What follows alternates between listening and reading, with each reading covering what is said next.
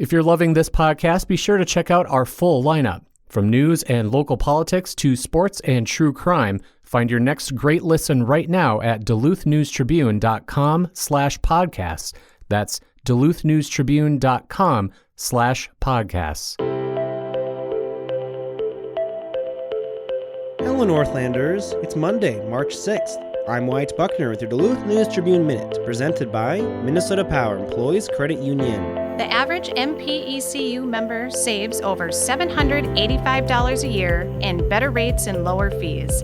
And with MPECU, every ATM is your ATM. With their free checking program, you get ATM fee reimbursements at any ATM anywhere in the U.S.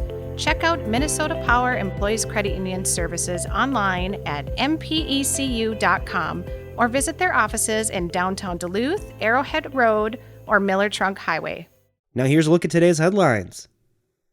Concerned neighbors have not given up their fight to stop or at least reshape plans for a new 4-story, 110-room hotel development proposed just east of Coles at the corner of Sunby Road and Page Street. Their latest strategy, after failing to convince the local planning commission and city council to reject the project, is to seek an environmental assessment worksheet, or EAW. Opponents of the project, largely concerned about the negative effects it could have on neighboring Miller Creek, a designated trout stream, launched a website, imagine-dn.org, and are asking others to sign a petition requesting that an EAW be required before work begins. The petition will need to be signed by at least 100 Minnesota residents before it will be considered by state authorities, and organizer Jill Crawford-Nichols said the group is already about halfway to its goal. She described feeling a sense of urgency, not knowing the developer's exact timeline or how long it may take to successfully seek an EAW. The developer, Kinseth Hospitality Companies of Coralville, Iowa, owns and operates more than 100 hotels across the country already, including one in Duluth, operating under the True by Hilton flag. The company's proposed second Duluth property would do business under the TownePlace Suites by Marriott name. Ben Kinseth, director of operations for the hotelier, said it will offer extended stay accommodations with rooms featuring amenities such as kitchenettes. Crawford-Nichols fears that allowing the proposed hotel to move forward could set the stage for further development, as Kinseth has bought up a considerable quantity of land along Sunby.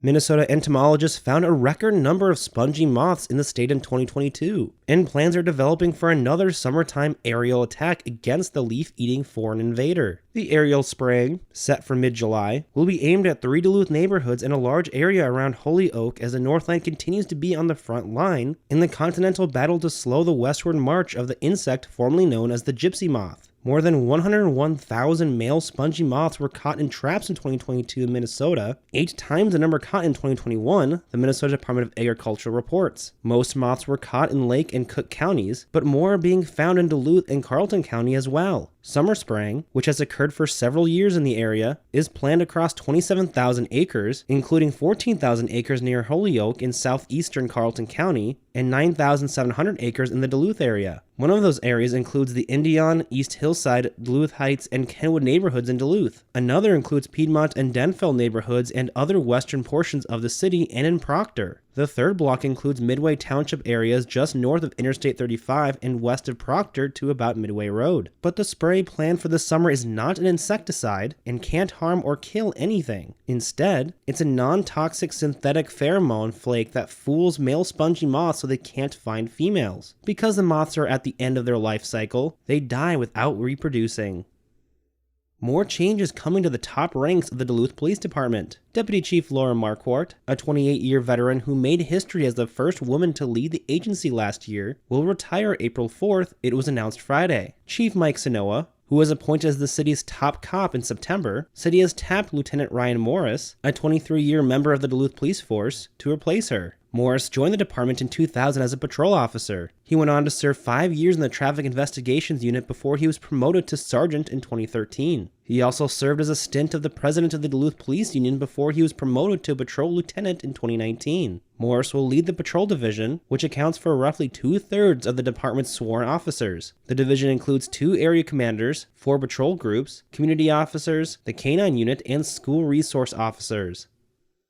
Now here's a look at your forecast, brought to you by the News Tribune's hockey podcast, Bulldog Insider. Looking at the Duluth area for your Monday, we are looking at the snow and breezy conditions continuing throughout the morning into the early afternoon. Snow begins to lighten up this evening, and temperatures will be going from the mid-30s this afternoon into the low 20s tonight. Tomorrow, mostly cloudy, temperatures back into the mid-30s, more chances of snow for Wednesday.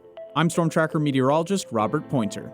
Thank you to Bulldog Insider for their support. The weekly podcast, hosted by News Tribune reporter Matt Wellens and My 9 commentator Zach Schneider, features University of Minnesota Duluth hockey players, coaches, and alumni. New episodes drop every Thursday on duluthnewstribune.news or wherever you also get this podcast.